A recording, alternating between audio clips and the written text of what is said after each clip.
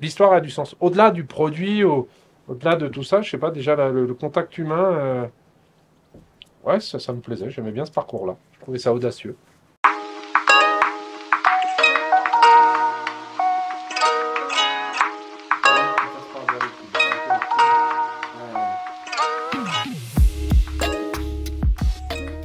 Il faut s'impliquer sur son territoire, il faut donner de son temps pour les autres, il faut donner de son temps pour voilà, faire du bénévolat, pas que voir la montagne par sa petite lorgnette et par son compte en banque, quoi.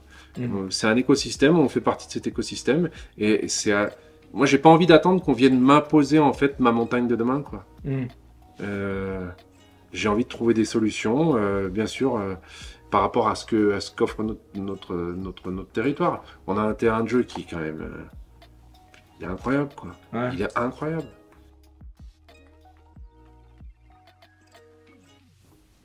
C'est ce que je ressors de positif en fait à entre guillemets ces lanceurs d'alerte concernant l'environnement, c'est que ces gens-là ils nous amènent finalement, ils nous poussent à de la réflexion.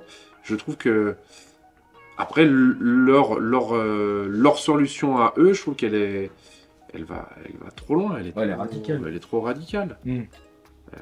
Qui nous alerte là-dessus, qui nous aide à nous conscientiser, ça, je suis tout à fait d'accord avec eux.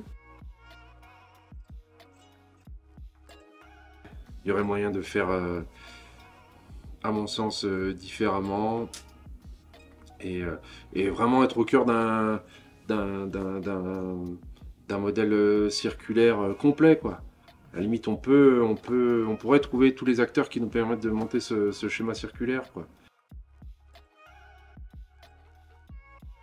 Et tu as quand même accepté de prendre un certain risque à travailler avec nous. Et ça, bon, nous, ça nous a aidés, mais c'est aussi ce qu'on recherche chez nos partenaires, en fait. C'est des gens qui vont faire confiance sur des valeurs, sur l'humain et sur la capacité à amener quelque chose et y croire, quoi. Nous, c'est tout ce qu'on a pour l'instant.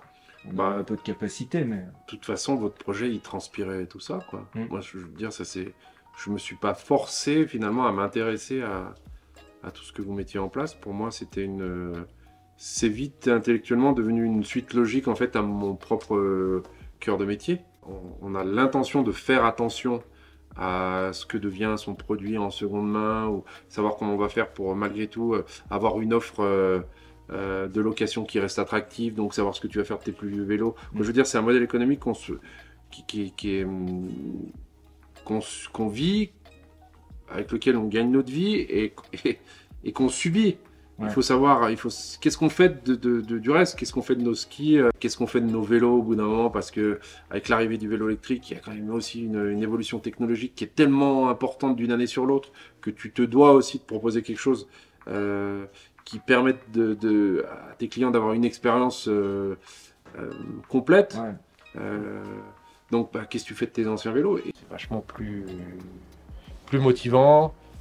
C'est moins clivant, je sais pas, t'as une autre perspective, c'est plus engageant, c'est plus...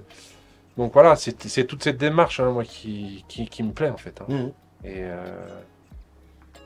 Et puis, d'un autre côté, il fallait avoir l'idée de tout ça aussi. Hein. Il faut le modéliser, il faut le mettre en application. Quoi. Je veux dire, c'est bien beau d'avoir qu'une idée, mais quoi, tu sais mieux que moi. Hein. T'as une idée de là à la mettre en application, on se rend pas compte, hein, le taf. Hein.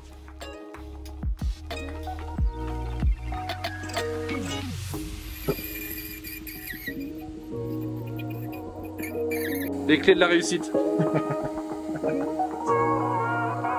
Ça c'est bon ça. C'est cadeau. Et garde la monnaie. Merci.